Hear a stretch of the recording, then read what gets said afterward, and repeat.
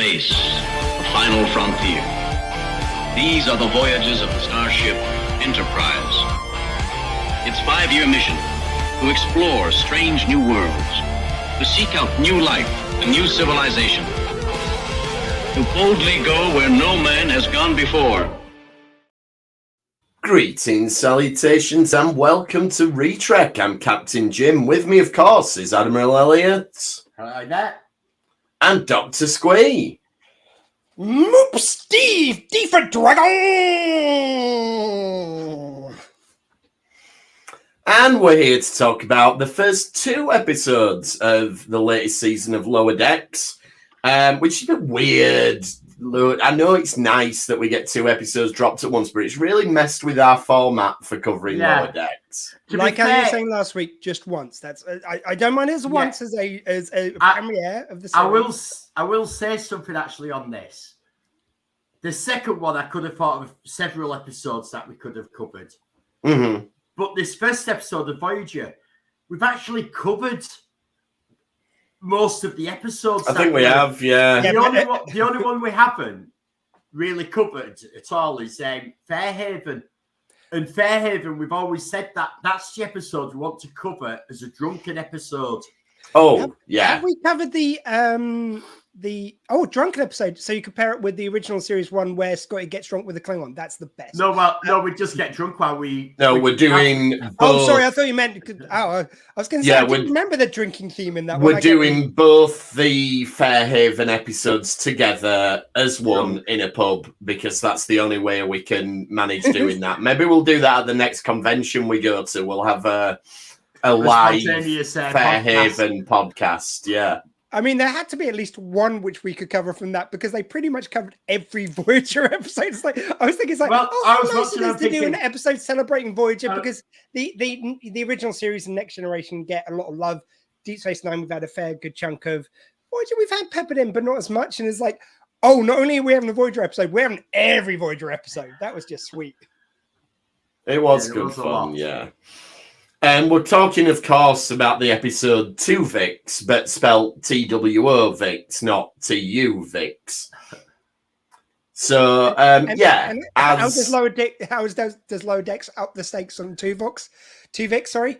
You do it with every fucking crew member. It's brilliant. It's just do it more. They just dial up the insanity just so perfectly. It's like, right, what do they do? Right, we will just take that to the ridiculous nth degree, and it just works every time. It's great.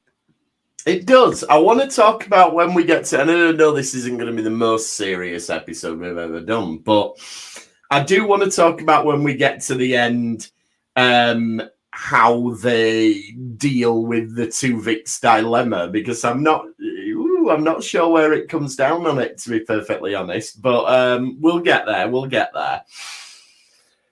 So it's the season opener, and so there's a few things going on in terms of like plot. First of all, they're promoting everybody, so they're no longer Lower Decks, but they are Lower Decks. Should we do the credits first, just before we get into the meat of the episode? Just because, like, Ellie's usually the one who notices all the kind of little changes, but to me, I love how insane that battle scene is getting. Yeah, the storyteller just looks in and goes, "Oh, sod that," and goes off again. Yeah, just each series, it's just getting more and more insane. So we've got the probe from the whale probe joined. The whale probes there, yeah. Yeah, and we've still got it's the Borg cube, Romulan vessel, a crystalline entity. Crystalline entities. Klingons, Pakleds. It's just brilliant. It's just genius. And now we've got the whale. And I'll come back to the whale probe because that's given me a theory already about the main story arc of this season. Well, that's what I was going to mention. Is that's the other thing that they seem to have dropped in here is that they've done sort of smaller arc stories, but they're going all out on their. Oh, it seems like they're going all out on the arc for this. Well, that's the very end of the episode that the show was set. Well, yeah, I mean, one thing I did note, just because we're on it, in case I forget when we get to the end or to the next episode. But I love the fact that I almost feel like they're trolling the fact that in the movies they use the same shots, because even though it's not the same shot because it's 2 different ships, you've got in the thing the thing which floats past the screen in both cases is the emblem of the Delta, if you like, of that. Yeah, the insignia. And then Romulan one goes exactly the same way. That's got to be some sort of little thing. I hope that's the thing they carry on doing. I hope we get like a Cardassian one floating by next episode, or it looks like a runner. Whoever it might be, yeah. The episode starts out. Then we're on a totally classified mission, and I like that it shows the pad with everything sort of covered up. Like, I do like that we get Mariners sort of like going, "Oh, I hope it's not into neutral zone. They're so boring." And then you get Freeman on the bridge going, "Oh, I hope it's not the neutral zone. I hate dealing with the Romulans." And Mariners straight away, yes, get in. I do like the fact they moved that relationship on. They seem a bit more like they had a few series of them being competitive. Now they're sort of learning to work together. I didn't know if they were going to do as much character progression as they're doing. I'm really pleased to see it. It's really cool. I feel like the references to the neutral zone being boring must be a dig at the TNG season 1 finale, which is pretty boring. It could also be that they're throwing in how boring it is, because when it gets to the end of the season, we might have loads of really exciting stuff happening in the neutral zone. Maybe that's it. They're gonna rehabilitate. It is the sort of thing that do make a point of how boring something is. Like you had how stupid the Packlands were, yet they were the biggest threat to everyone. True. Yeah, maybe we're going to get really fun Romulans, maybe. But I'm not sure. I just feel like it's a dig at that episode that way. I mean, TNG season 1 had some high points, but it had more low points, and unfortunately, the finale was somewhere in the middle is probably fair. I mean, it's probably a good example, but I think you've got like a half a dozen like Romulan neutral zone episodes. There's definitely a genre which they've taken the piss out. Yeah. And it's one of those lovely things whereby if that was someone who wasn't a Trekkie taking the mickey out of it, you'd feel like you had to defend it. When it's coming from the inside, when it's coming from Star Trek, it's like, we get it. They're not always the best episodes. You're right. I think you'll find the episode The Defector from TNG Season 3 was a pretty good episode, and it featured the Romulan neutral zone, so thank you very much. I'm not saying they're all bad. I'm saying exactly they might have the kind of argument. Exactly the kind of argument you might use to a non-Trekkie, suggesting that it's not, you see. Yeah, they were very badly used in TNG with the Romulans, to be fair. Yeah. A lot of the time. They could have been a lot better. Sorry, we're all in the wrong position. That's just like, now I've noticed it. So there we go. Oh, sorry, I feel better now. We're back to our normal position. I'm sorry. Like, you don't suddenly have Picard at the helm and then, Riker. You do sometimes. I think you'll find in the episode 1001 that he was quite pleased to be at the helm. And he made a point the episode. Safe hands. Let me put it another way. I've got mild OCD. Fuck you guys. The episode in theory where Picard decide. Anyway. Where's the music? So then, we get the reveal of Voyager. So that's the big thing for the episode. And it is just lovely all-out fan service. As anyone who's listened to us for a while knows, I am not the biggest Voyager fan. But the way they did it in Picard, the callbacks to it, and the way they do it here, it makes me feel this warm, fuzzy affection, which I didn't necessarily feel when I was watching it the first time. So they're definitely doing something right if they're eliciting that reaction from me. Do you know? I did like Marina's reaction when she saw it was Voyager. How excited she was! She let all the sort of shielding drop for a second. She's so excited it was Voyager, and then she tries covering up. Oh, well, Boimler will be so excited. I'm happy for him. Yeah. For me, it was like the one thing which came into my mind, weirdly enough, was the episode of Picard where they say it's like about the Enterprise D, and they go, it's like, hey, why have you got all these models of the Enterprise D? It's like, oh, what, the fat one? No one wants that. And it's like, my defense was, it's wide, it's not fat. Voyager's fat. Like, looking at that on screen, it's a fat little ship.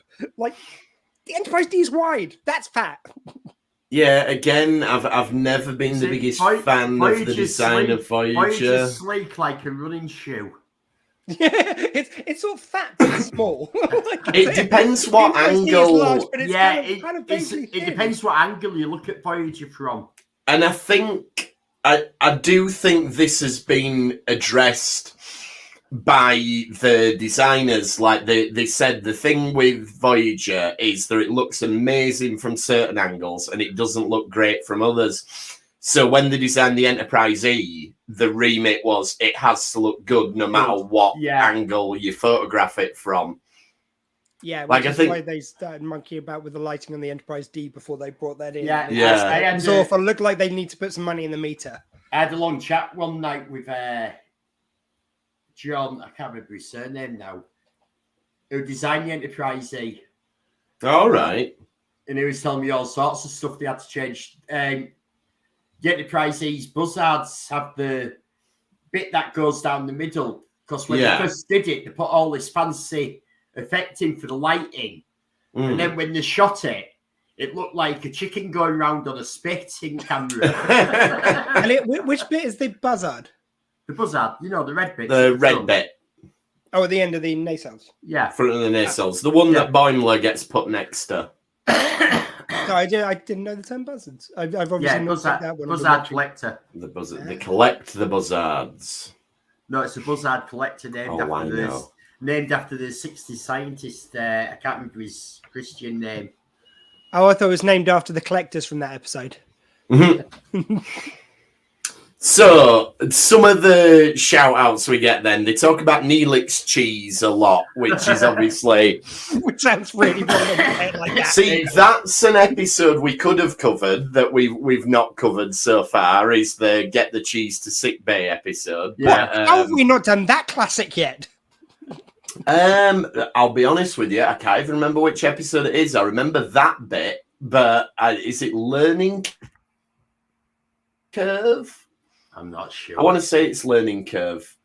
That's the one I'm going for. If anyone can correct us, that's fine. But I'm feeling like that's late season 1. Anyway, they talk about that. And that character they've got, that's voiced by Neelix, isn't it? That's Ethan Phillips doing the voice for that character. Yes, isn't it?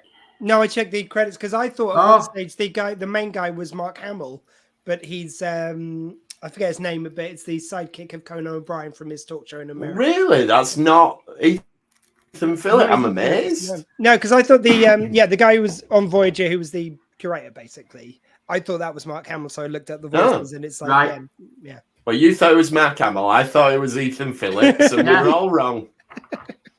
Oh, sorry, that was the guy you thought was Ethan Phillips. Yeah, I did. It's that's half my notes gone. Then that's all I were going to talk about. Andy Richter, that's the guy's name. Up until a few years ago, as I say, he was Conan O'Brien's sidekick. So in America, they've got the main talk show host, and quite often they've got kind of a secondary host who kind of sits with them and just adds little jokes every now and again. And he was. Oh, there we go then. And then the main plot of the episode then starts with Billups and T'Ana get merged. And that's when what leads to everybody getting Twovixed. And I like that they start using that as the term, like Twovix in with so-and-so. And we're going to be a Twovix army. I just love the nice touch that at least on 2 of them, they had the braid of colour from Twovix's outfit. From the merge taken from Neelix's outfit. That was great. Outfit. It was just so good. It's those little fan details they add that just elevate it so much. And they're everywhere. Oh, they are. Yeah, I mean, this is the problem sometimes with covering Lower Decks is that we can just sit here and call out all the Easter eggs we've found. Oh God, there's whole YouTube channels about that. Why not us? I know there is. Yeah. The macrocosm virus that gets out from the Janeway Die Hard episode. Honestly, there were so many. We see an exhibit of the salamander babies. The fact they had so many things on there, and that they already dropped the fact that there was holo emitters everywhere. I thought it was going to turn out to be that everything was a hologram and nothing was actually really happening. But it was like there was just. Yeah. But it certainly all happened. I thought somehow one of them was going to be taken the holodeck at the beginning, and it was going to be one of those. That's why Lower Decks can be so much fun with kind of stuff like that. Because if it was a normal episode, this would have had to have been a holodeck episode to put all those things together. Yeah, but it doesn't have to with Lower Decks. You can get away with the craziest shit. Yeah, you can't do this in live action. I mean, the closest maybe we've got is when they were in the Daystrom Institute in Picard, and you had all the different things that they had locked up, which were various call-outs, but that's nowhere on the scale of what they do in this episode. It's so lovely, and it just makes it so much harder to guess, which is great as a fan. You don't want to necessarily be able to guess what's happening, and then you feel no, exactly. And the crazy bit where they've got the holograms, so you've got Chaotica, fine. You've got the clown from the episode The Thaw, and even Mariner says that wasn't a hologram. But that's not paid off in any way. It's just like, yep, well, there you go. I programmed him in. You got to say that is one of the best Voyager episodes. That's a great. I like that episode. It's a good episode. Michael McKean. Michael McKean, yeah. Oh, he's so good. Yeah. And of course, we do get I forget the fella's name, but Janeway's love interest from Fairhaven, which. Well, we've alluded to that episode and how we're gonna. Although they made it so fun, like having Tandy Newson, Mariner, having Mariner getting off with him, and they go, "Hey, this one I like." You know, it's like they made him fun. Like only Lower Decks can. I think even watching back the original Fairhaven episodes, okay, they'll still be painful, but just mildly less so because Lower Decks made them cool a bit. There's a challenge. Mildly. A lot of the mildly, I just like mildly is doing a lot of lifting in the sentence. A lot of the problem with the Fairhaven episodes is they did a 2-parter and then revisited it. Yeah, no, it wasn't a 2-parter. It was just a one. There's 2 in total. It just felt like a 2-parter because it was that long. It always feels like a 2-parter. It does. It's always been in my head that it's a 2-parter. No, sadly. Well, not sadly not, but it just feels like it. Isn't it? Is it the first one they just introduced Fairhaven as a concept? Then it's the second one where Janeway's trying to delete the wife to get off with him? I think so, or it might be the other way around. Yeah, but it was an episode that did not need a sequel. Yeah. Yeah, that was just the whole thing of Janeway trying to manipulate a hologram to get off with him. It was just, why are we watching this? I just don't. It's within the same season as well, so it's not like they got to the next season and went, "Oh, should we revisit that?" Somebody in that writer's room went, "You know what was a really bloody good idea? That Irish town shit you were talking about last week. Do another one of them." No, you say that. It's definitely the guy who wrote the first one who went, was a great idea. The one which I wrote the other week, in that bar. Yeah, in the Irish maybe. bar, it's like, oh, no, that was really... Look, just let him have it. He'll shut up for the rest of the season if we let him have this one. Maybe. Anyway, this completes the trilogy then. All those of you who felt we needed another return to that. Like, it needed tying up. Yeah, it's closed the door on it. As a trilogy, it's only slightly less tenuous than them calling an episode of Discovery Unification Part 3. Yeah, that was a good one. Yeah. It was a good episode, but it's like, really, Unification Part 3? Yeah. You are really... Yeah. You're taking a little liberty right there. Yeah, that's like, you've got a film coming out, like, you know what? Let's call it Lethal Weapon 6. Like, is it Lethal Weapon 6? Absolutely not. Have you seen my new painting, the Mona Lisa 2? I think it's worth it. In fact, it's like them straight to DVD movies that you get, like all the Hellraiser sequels are just something else completely, but they call it Hellraiser something, so they could keep the rights to it. And so that's That's what that feels like. Unification 3, yeah, it's got Vulcans in it. Shush. Although, if you ever get the chance, do check out the straight-to-video Cruel Intentions 2. It's actually a pretty decent film, and more to the point, as a young man at the time, it's got boobs in it. It hasn't, actually. No, it has. The second one. The second one definitely has. Yes, it has. Like when you made got a shower scene. It's got a shower scene with some twins. When you made us watch Throw Mama from the Train. Yeah. I think on that one, but this one, there was a shower scene. I was a teenage boy at the time. Trust me on this one. Yeah, like there was a shower scene in that one with some twins, and there was a bit later on where I don't think you see any boobs, but there's definitely. I happen to know though. I'm willing to let you roll with this, but what I will say is, Cruel Intentions 2 was not a straight to DVD movie. What it was a failed pilot for a potential Cruel Intentions TV show, which makes me think there probably wasn't boobs in it.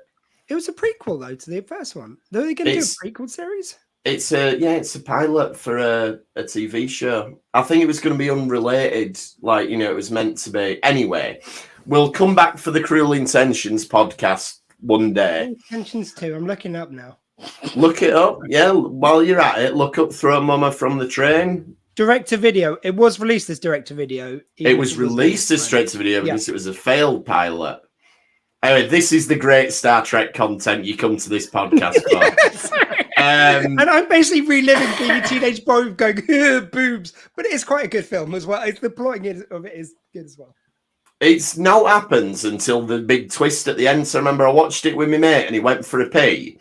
And then he came back and we're like, what's happened? I'm like, this. He was like, what? No, it's happened for an hour and a half. And now IMDb's got my back. There are Go on. Okay. I think it's in the trivia bit which someone's added, but yeah. Okay, I apologize. Then. Maybe I saw the edited version. I was going to say, look, as a young lad, I did study it quite in depth to make sure I would. Well, I'm just annoyed now because at least if it had boobs in it when I watched it, I wouldn't have wasted an hour and a half of my time. But anyway, oh God, you didn't watch Cruel Intentions 3? That's really that is bad. No, I've never seen Cruel Intentions 3. No, I think it was the third one anyway. I'm sure. Anyway, we'll cover that on the Cruel Intentions podcast. Yes. Okay, so I think a great joke they land in this episode is that you've got Freeman all the way through saying, well, I'll just find out what Janeway did. I'm sure Janeway found a brilliant solution to it. And it's just such a great knowing joke for Star Trek fans because obviously there's all the controversy over Twovix. In a great bit of timing, I just happened to see this. It was actually posted about 10 minutes ago, but just for Twovix, they murdered him. They did murder him. He did. And I just, I love the way it's sort of like one of those things. But it was okay when they murdered him in this, because by the time they murdered him, he was an insentient blob of meat. Well, the thing is, in the Voyager episode, I love the fact that even though it is a drama, but like the whole thing is about whether or not you're going to let this person exist as one person. The ending is really, really brutal. I mean, it's the Voyager one is proper brutal. I mean, and only Lower Decks in their inevitable style can call out like this. It's like, Janeway wasn't fucking around, was she? Yeah, it's great. It's that thing. What do they call it? Dramatic irony, where the audience knows something that the characters don't. So you're waiting for the other shoe to drop when Freeman finally reads Janeway's report and realizes, oops, she didn't handle it that well, as it turns out. It was also Mariner basically being the voice there going, it's like, she does know that she straight up murdered him, right? Yeah. Let's up, what was it? What did they call him? Tillips. Tillips doesn't find this now. What, it took me 5 minutes of looking through reports. It wasn't hidden. Yeah. So how do we feel about, do you think they do enough to justify it then with, well, it turned into a big blob, so it's okay to kill it this time? Oh, it's perfectly done. They even gave her the line where it was like, I'm so bad with names. Orion lady. Tandy. I love when Tandy goes, like, she goes, they go, oh, I thought you were against this kind of thing. It's like, yeah, but it's big amorphous blob. So I think my moral things are going to waver a little bit here. Or however she puts it. It's really nicely put. It's like, it's just gone ridiculous. Blob of meat.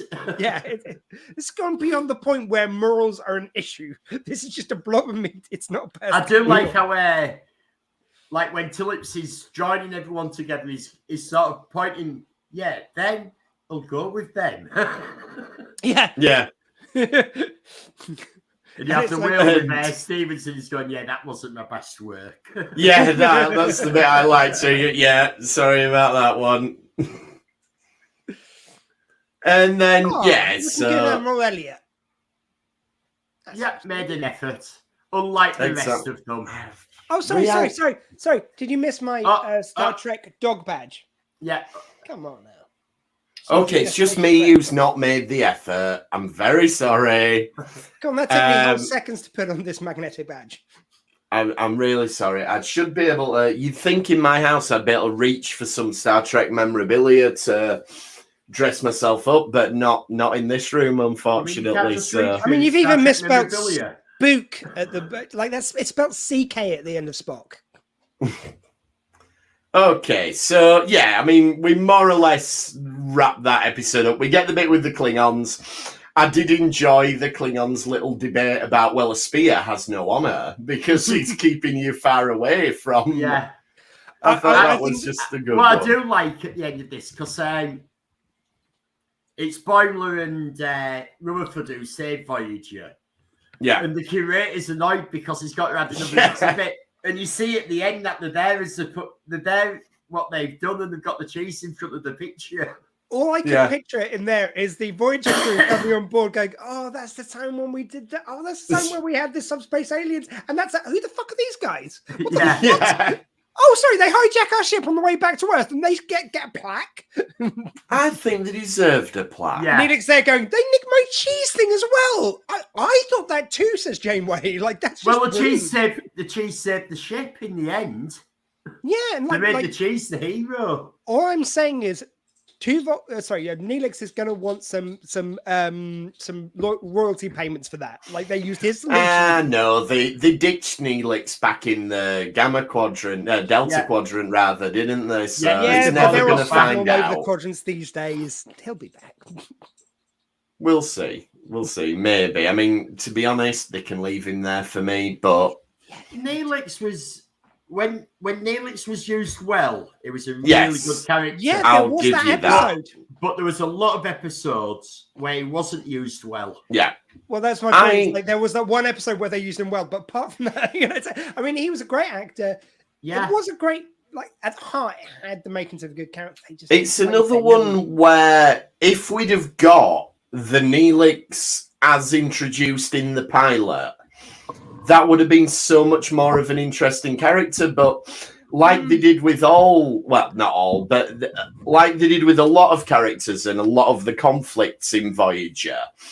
They only lasted one episode. They introduced all this setup and then they just rounded all the rough edges off by the end of the pilot, and it was like, oh, okay. Yeah. I don't know. I think it was better in the pilot, but I still think there was just goofiness to his character. There was goofiness to it, but Anyway, so the next episode then, I have no bones. Hold on, before you were talking about the Klingons and I interrupted you. The ending. Yeah.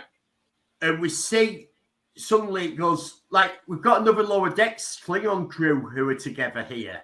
I like how you keep seeing the different ships when it does this. We saw it last year with the Vulcans, and now we're seeing the Klingons in this episode. But then there's a red alert, and anything shuts down on the ship, and they get destroyed. And when they get destroyed, it moves funny, and it's a big white beam. Where we've seen a ship come in, disrupt all the power so they stop working, and then there's some beam and how it's directed here destroys them. Right. So you think this is the whale probe, or I think it's of the same species, and I think that's why the whale probe has been put into the titles. Yeah, you think they were giving us the clue? But the one thing because they added like the Klingon ships in when we had something with Klingons. They added Romulans in when we had something with Romulans. So you think that's a clue? They added Packlids in when we had all the Packlid arcs start, and now we've got the whale ships being added in. And I like that. The only thing I'm going to add to that is just what you were saying at the beginning about the you saw the Vulcans lower decks before, and now you're seeing the lower decks. I think basically that was probably the genesis of it. I think they did that, and they're going, hey, it wouldn't be fun though if we did this with like we found the lower decks in each ship. How can we do that? Oh well, we've got this thing we want to land with this, and I think that's kind of organically happened. But it makes sense that you do keep seeing the lower decks of the cruise because the show is lower decks. Yeah, exactly, that you don't go straight. We did have Klingon lower decks though in that episode because it was called Voyager or something, wasn't it? May I add one? Just because, like, just to tie a little bow on it all, because I think that's where the whale probe only spoke to whales, and we've got a different, not as in the Welsh, but as in whales, as in the creature. With this one, what if it wants to make contact with only lower decks crew? Like that's why we're. Oh, that'd be cool. Like only when lower decks are in charge, they try and communicate, but they accidentally kill them every time. Yeah, that'd be good, actually. I've got a feeling that the Federation are going to be okay because of all the cetaceous ops that they have on board. Maybe they're going to step up this time. I mean, you could even have a huge joke about it. It's like, we'd like to speak to whales because we thought they were the superior life form. Well, we think your lower deckers might be. And it's that'd be really good. So much fun with it. Or even have it's like, well, we just like to speak to the more simple members of your species. That's our thing, and just really insult the lower deckers, and then they can save the day and get their kind of honor back, if you will. So that moves us on to the Romulans, which is how the next episode opens, and the episode's called "I Have No Bones Yet I Must Flee." Which I only just got that when I looked at my notes now. So I'm like, right, okay. So I remember seeing it and thinking, that's a weird title. And then even after watching the episode, it didn't twig why it's called that. But what I love about that I've got it eventually. I got there in the end. What I love about it is it's such a classic. It feels like the Discovery tried to do it, but it's almost like they went too long with their episode titles. They were trying to do an original series feel, and they did conjure a bit of it, but they just didn't quite nail it. And I feel like Lower Decks have done it better. Yeah, this sounds like a classic original series, but it's just such a dumb title. It's just perfect Lower Decks. It's peak Lower Decks. You told me the other week about using the word mid. I'm going to say this is peak Star Trek. Peak, that title. Now, a little bit, I'm sure Elliot will have picked up on this as well, but the Romulan ship the bridge is aligned differently, and so it's based on early concept sketches of the Romulan warbird, where it was designed to basically fly on its side from how we usually see it. Next generation version of Warbird, not original series. Yes. Because that was just use the models and of then, the Klingons. And then they decided it'll fly horizontally, for want of a better word, so they rotated which way round the cockpit was facing. Sorry, this is what it would have looked like. James, your feed cut at the perfect moment there for a second. It's like the cock. Okay. Sorry, just it's okay. Perfectly timed freeze. I did it on purpose. Yeah. And you even delete whenever I say rude words. Just ironic. And so again, though, we get Lower Decks Romulan crew. And we do. And I just love how they're going, I'm plotting against Captain. Your scheme is nothing compared to my scheme against the Captain. I like the and the Captain's like, I know you're all scheming. They're cleaning the torture room where they complain about cleaning the holodeck. It's also it feels like they've because they've been doing this for so long, they know which of the people who they torture are worse to get out of the seat than the other ones. That's just a lovely little gross touch.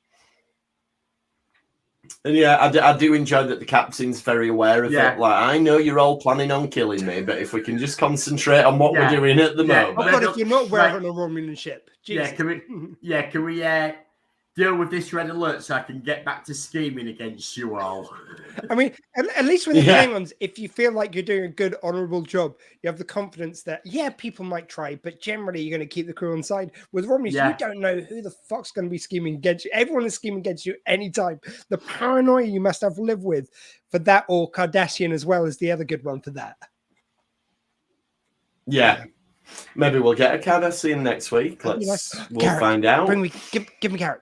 We might. Garrick could be good. Well, I don't want to have Garrick because I was off to say I do want us to get Garrick, but he escapes. Not in this sort of scenario, because I think that we could have a scene for the first 4 or 5 episodes, 3, 4, 5 episodes, where a different species ship gets attacked by this. I think that's what we're going to get. So it's wiping out all the usual suspects that we might go, oh, it's so-and-so, oh, it's so-and-so, oh, it's so-and-so. Get attacked one by one.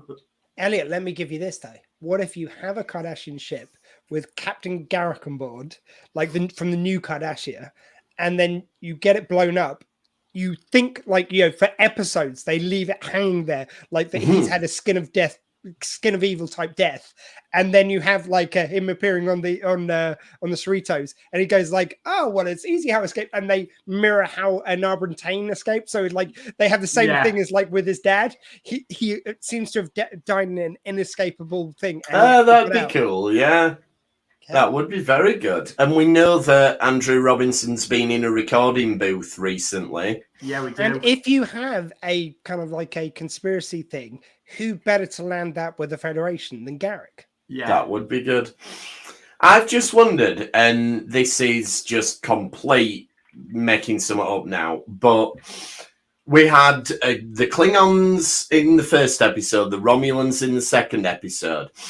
I'll be interested to see who it is next episode, see if they're going to do it chronologically by who the big baddies were. Because the Klingons were introduced first, then the Oh, no, they weren't, were they? Sorry, it was the other way around. Balance of Terror was before Errand of Mercy. I got it wrong. No, it's just the Romulans, although they were introduced first, they hadn't been seen yet for another, whatever. I got it wrong way around. So prior to that. So my theory's out the window. Never mind. So it would have been the Ferengi next if that was the case, but never mind. Archer met the Ferengi in okay. Well, if we're gonna bring that in, I mean, Archer met everyone. Don't say your name. The reality is we can't see. It's like a Ferengi lower decks isn't going to be a shock because we saw. Shock to us because we saw what went on with the waiters in Quark's bar and stuff. Yeah, exactly. So it seemed like the lowest. Okay, then. So we've got Boimler's got promoted, and we find out that he's got a dent in his bunk that he calls Denty, which is very nice. But the main mission is there's another menagerie, and they've got to rescue humans from it. And I love the way it's just loads of people have got menageries and humans are always getting locked up in them by mistake. We just have to go let them out. It was also nice, but the way they did put these episodes together for the sort of 2-part premiere. It is nice that you have this kind of ongoing storyline with they get promoted near the end of the last episode, and then you kind of get the fallout and them coming to terms with it, and you get Rutherford trying to become a lieutenant himself. It is if you're going to have 2 episodes which you are going to show back to back, these make a lot of sense together. I know when I was a big fan, you heard that we did, and I agree with that. And this calls back to what you said last episode, that there is constant character development through Lower Decks, because it'd be so easy with an animated series. It'd be such an easy trap to fall into. That was episodes of the week, and it was the same characters in the same position, and there was no development of them.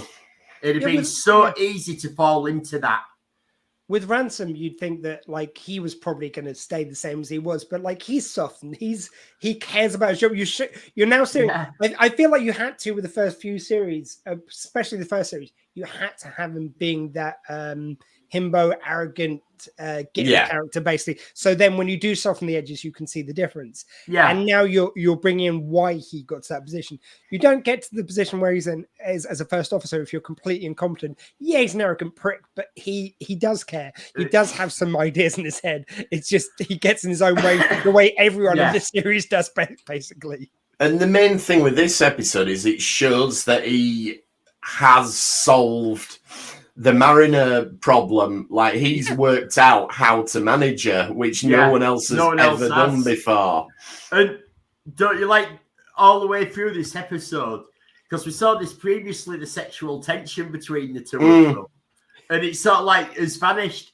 And then you're getting it again all through this because you even got like the other ensign who's with them going, are you two breaking up? That's nice. That ensign was a lovely touch to get him in there. Yeah, he's started looking at it and he's going, I'm not sure dynamic. Are you? And it's like, are you two breaking up as if they are a couple and we know they're not being a couple? Yeah, and it was so one thing which we didn't mention last very, very quickly. I do love the fact they had a very quick callback to the Strange New Worlds episode they crossed over with. Yeah. Yes, that was good. I just want to acknowledge it, and we don't have to do any time with it, but it's great. Yeah, just like how they go, this is strange. Nah, not as strange as what we did with the Pike thing. Yeah, the thing we're not meant to mention about Pike. Yeah. Now, a real sort of deep cut this episode that I enjoyed, I didn't spot it until the second time, is in the menagerie.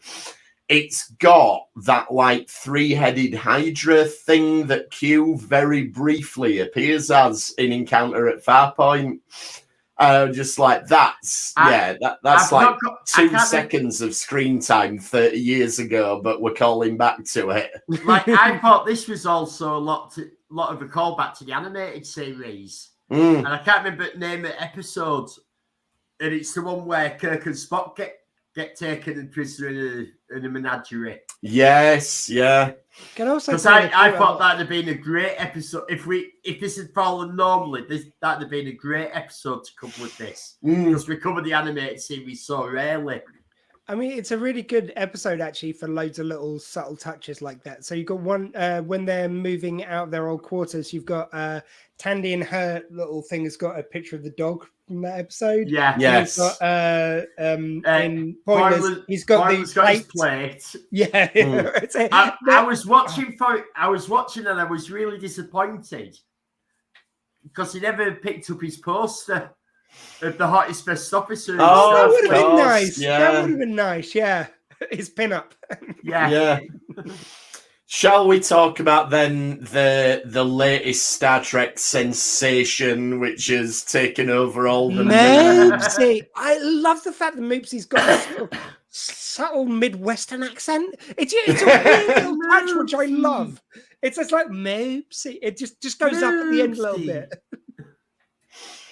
Yeah, we're talking about Moopsie. And you know what? All this marketing and everything that you're doing with Moopsie, you could have done that with Murph. I'm not being funny. Next Trek convention we at, who's buying themselves a Moopsie as soon as someone's got them on sale? Oh, yes. There will be Moopsie sellers everywhere. Moopsie is essentially this year's Badgie. Like, I love the fact that, I mean, they really know what they're doing for, like this is going to be the cute thing everyone's going to be talking about this week. Lower Decks, just the writers know what they're doing in a character like that. Kind of remind me of the Patingian Doctor Who. I mean, I don't often reference the 13th Doctor when I'm talking about hallmarks and kind of references, but this was kind of similar.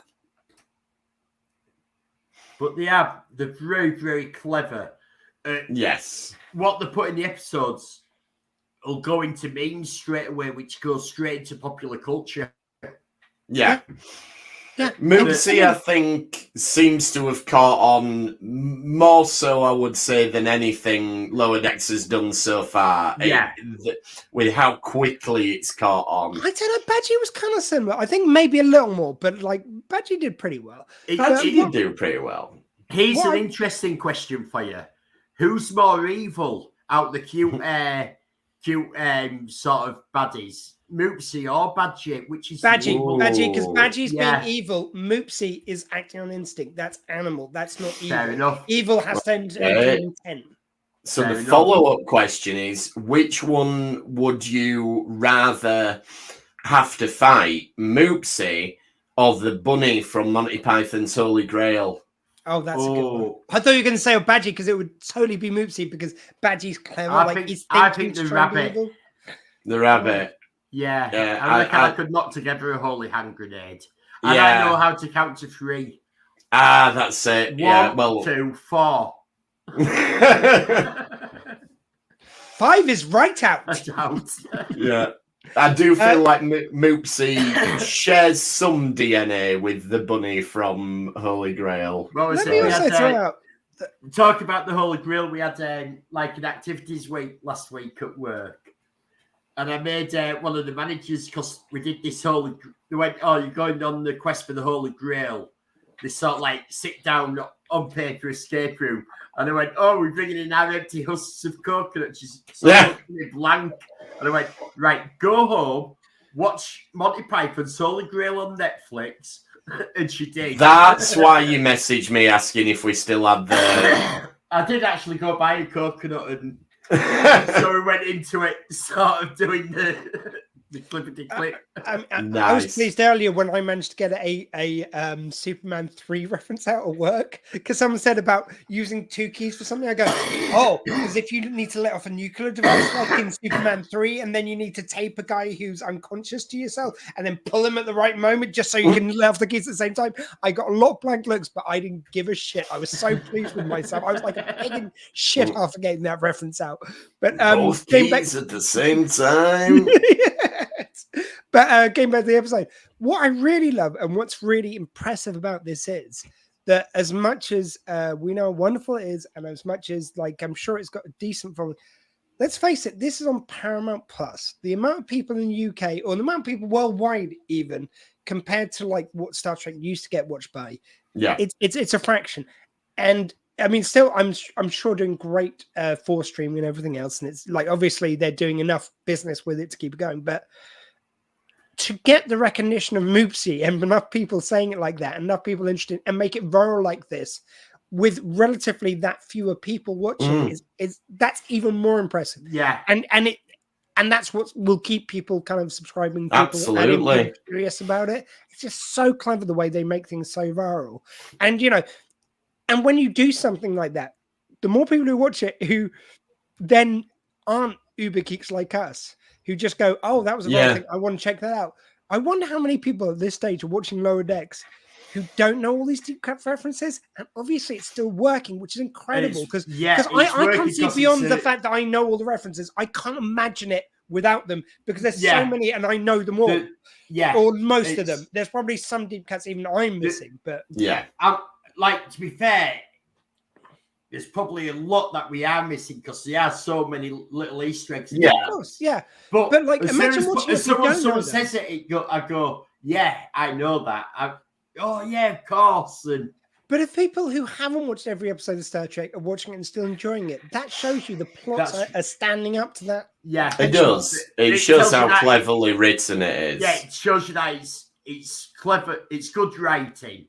It's a good story. It's got good humour, and it's not relying on the Easter eggs for the humour. Well, and it's so tough because, like, some of the Easter eggs, to me, and I mean, maybe it's not so much if you don't know what they are, but to me, they seem so pointed and so obviously there. But obviously, if you don't know all that, they just seem like, oh, that's a weird thing that they're talking about. Fine, obviously it's subtly enough done that you can watch it without knowing that. Like, didn't you like the part where Ransom and I was about to say, are doing I know exactly what you're going to say. They're doing the exercise, and they've got on the Bev Crusher and Diana Troy. Yeah, it is my favorite. It is my favorite deep cut references possibly so far on Lower Decks. It's just so batshit. Well, it's like, oh my god, you're doing that. Who thought you were going to do the Chim outfits from one episode of Next Generation for about like 2 minutes? Is that scene? Yeah, genius. I just love how they're doing the same exercises, and like it's a big thing that you do these, and the way, and this is standard like attire for the yoga or what aerobics class that they do.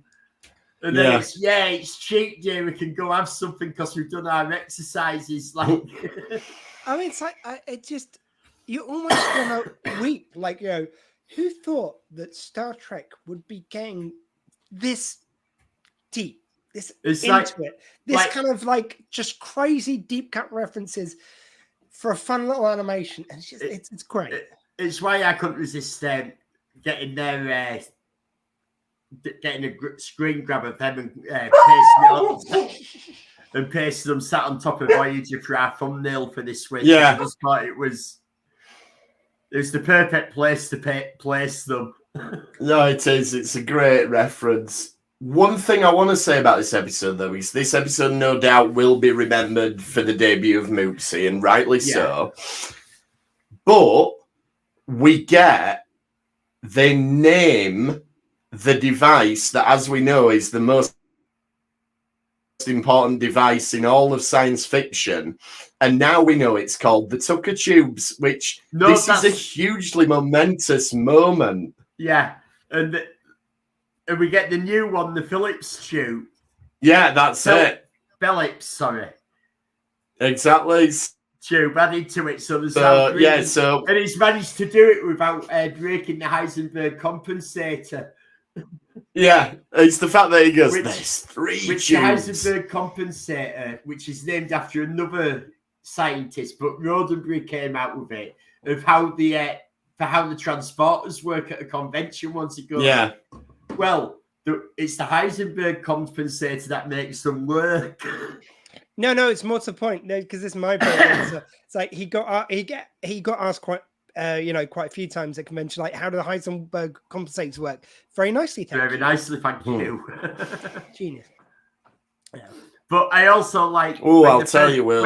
I like when the third tube gets added, even though Rutherford's angry about it, he's still impressed, and he goes, "Oh, he is, but he's still there."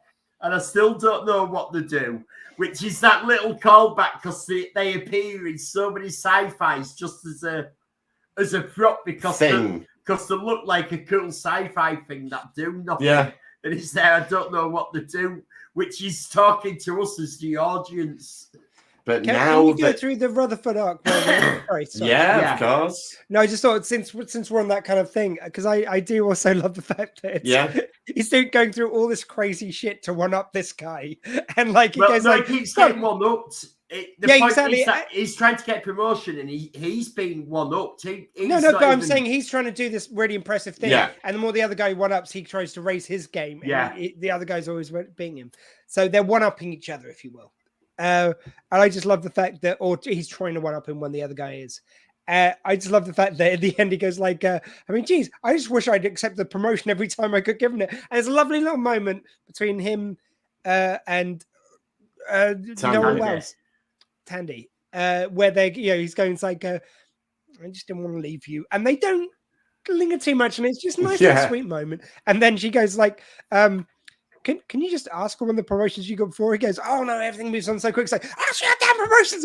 Could he get a promotion for that thing he did that time? Yeah, sure. And he just takes the pip off the other guy. He goes, sorry. Like they've only got one pip to give out. It's the other nice touch. Like why they could promote them both. There's no reason, but it's just so lower decks to do that. Yeah, it was great. It's just like he just throws it to him and the other guy's like, yeah.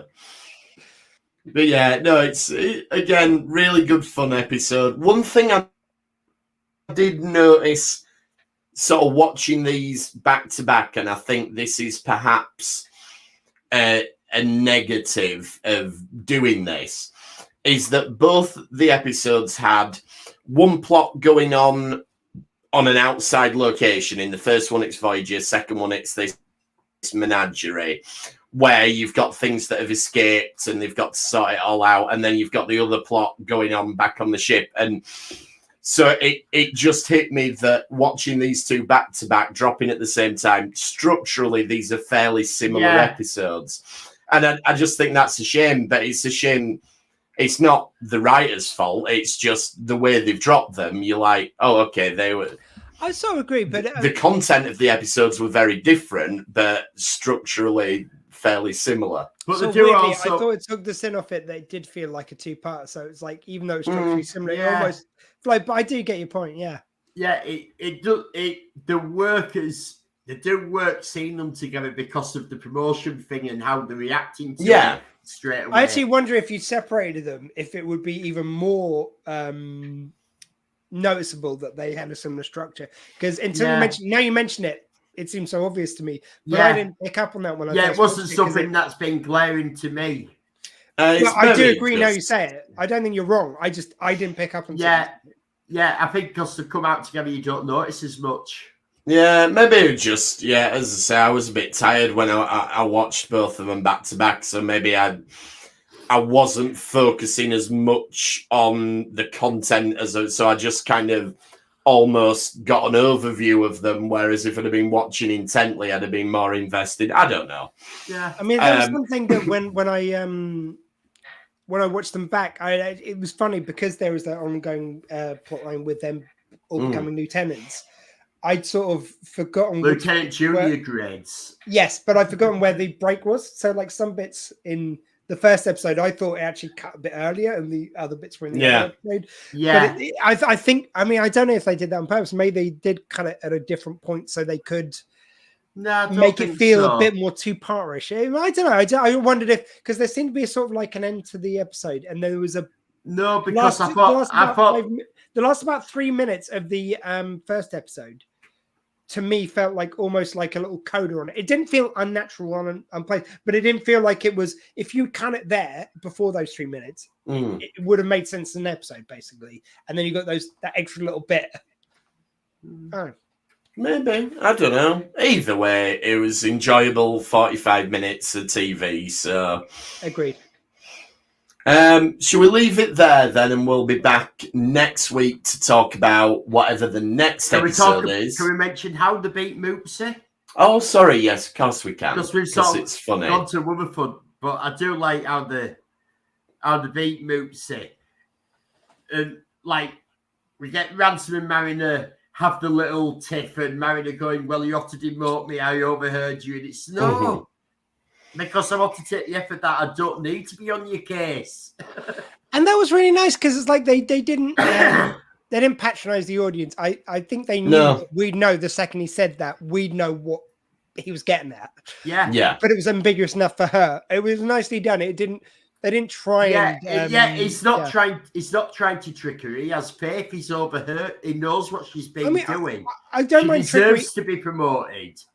I don't mind trickery if we're going to get tricked, but I think they knew we weren't going to. It was written in that way, and it didn't feel episodes can feel patronizing. They're going like, oh, well, they'll never spot this, and it's really obvious.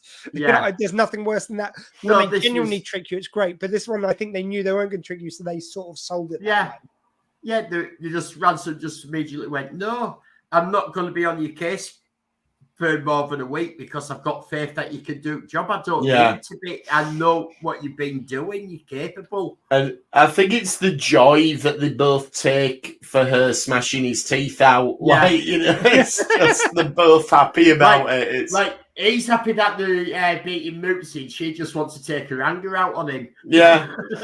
It's just the grin that he's got afterwards. Yeah, it's really good fun. And it turns out, of course, that it was the humans who'd let Moopsie out. It was the palm tree was upside down. It's like, the umbrella. Did you open up the thing to Moopsie? Oh, for crying out loud! Yeah. They thought that if they let Moopsie out and it killed the curator, they could take over Menagerie because they saw it was really profitable. Yeah, which sounds very Ferengi. I sort of like the fact that they didn't have the volume up on the humans in the thing, so you just got them like facing each other and swearing at each other, they're clearly telling each other to go fuck themselves because you ruined the plan, and it's just great that you don't hear it because it leaves it up to your imagination a bit. Then, because they're not scared about swearing in this episode, because you do get it's true. Holy fuck when Moopsie starts draining people's bones.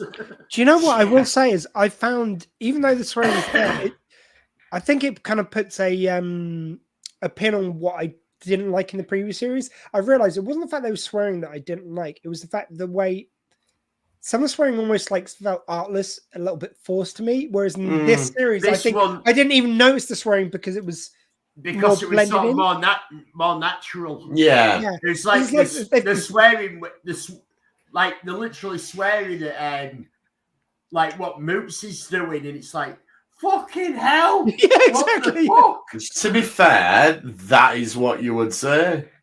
Yeah, whereas like there was this sex episode with the engineer in the previous series. Yeah, that to me, I don't know, I didn't like it. It just felt Star Trek somehow. Whereas this felt perfectly Star Trek with a swearing in it, which isn't a Star Trek thing, but it worked. That's the only way I can describe it. Sometimes it works. Now in New Trek, I think they've worked out how to do it. In New Trek, swearing is a thing. That annoys me though. It always seems like. What annoys me is if you removed a couple of swears, if it could be a family show, just do it. Why not? Yeah. Why have you got to put fuck to make it not kid orientated when you can take that out and increase your audience? The only one that I think really landed was Admiral Sheer fucking Hubris. I thought that one was good. That was nice. But other than that one, you could have easily dropped the rest of them. And which is also, coincidentally, in the Venn diagram, the good moment from Picard Series 1. Yeah, okay. I enjoyed some of it. But anyway, we won't get onto that again. Right then, so next week, a new episode of Lower Decks. And we'll see where that leads us. We can end up covering anything. I have no idea what it's called. I have not seen any trailers or anything for it, so it's a complete surprise. We don't know what the episode is. We don't know what the partner episode is going to be, but there's one thing we do know, gents. We're going to have a little bit of the old recheck news next week. We've got the recheck news, so. No, we had Star Trek Day. Oh, we did, yeah. And I didn't watch a lot of it, but I watched the one with Ransom. I watched that. That was a bit. I was really pissed off actually watching it because they mentioned like the new Star Trek, and not once did they mention or show anything of Prodigy. I know it's like they've cut it out of their history. Yeah, it's ridiculous. Yeah. It is. Well, I don't think we're going to get in these shows. If they're not planning on showing the episode, which they obviously haven't got a buyer at the moment, unless and until they get a buyer, and even then we'll see. I don't think we're going to get any. I don't think we are. And I'm not being funny, but should even the actors have been on there promoting their stuff with the strike? Yeah, I mean that's that. You know, we'll leave that to the unions and the lawyers, and but it did occur to me that wait a minute, because the thing with having Jerry O'Connell do it, it's he's acting in the role of a presenter, but he is also an actor on one of the shows. Yeah. So and you also may I throw out? Unless I'm wrong, because I haven't seen any of the stuff, but I haven't seen any of the stuff released, which probably leads me to believe the following. I believe there was no trailers. There was no new footage from Star Trek. There was new footage from Discovery was shown. Oh, was there? Okay, because I wondered if scene was shown. Yeah.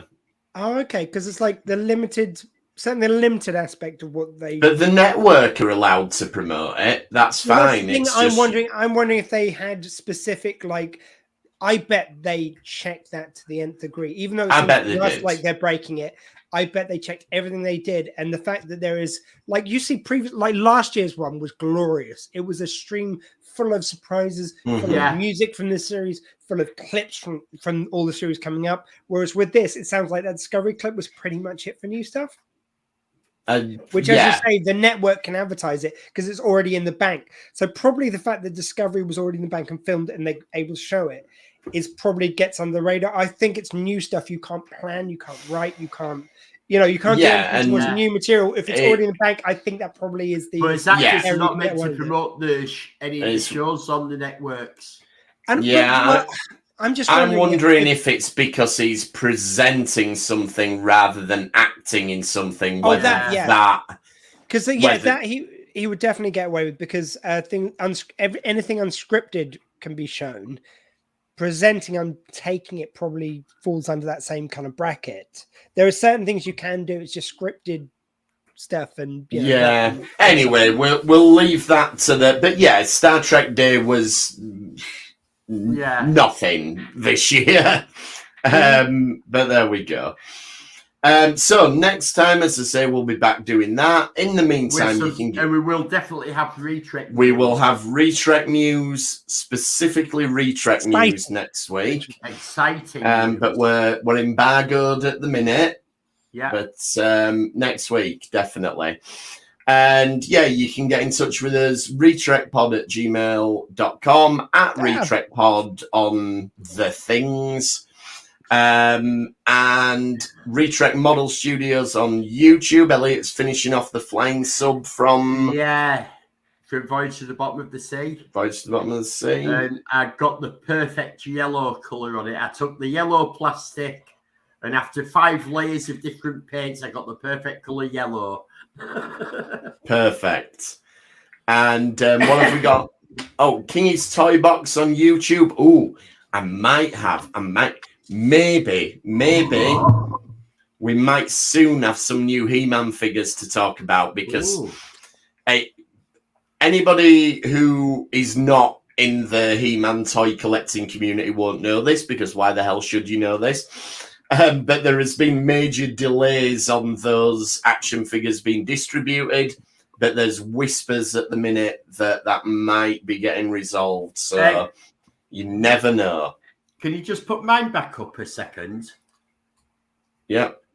Anybody who's not subscribed to my YouTube channel, Retrek Model Studios, I'm fast approaching 500 subscribers, and there will be something very, very exciting happens when I hit 500. Ooh. So it's worth subscribing if you're not subscribing. May I also add, if you're not subscribed to Retrek Model Studios, Elliot has found your address out. He knows where you live. He will break legs. Just putting it out there. And Dr. Squee, what have we got going on the Dr. Squee show? Well, we were just back this week from hiatus while I was moving, and we did do, of course, the much vaunted and much delayed episode where I was talking to Laura Duff, who is a women football ambassador and coach and all these sorts of things. Next week, because I'm in the middle of trying to redo up my bank of episodes, so I've got some interviews in the bank, we're probably going to do a little music episode. So please join me 6 till... the band's gone. Please join me 6 till 8, sw20radio.co.uk, where we'll be just playing some tunes, having a little bit of chatting, a little bit of a catch-up. It'll be a good time. And thanks for trekking with us this time. We will see you next time on the Retrek. Thank you. Goodbye. LLAP and drag off.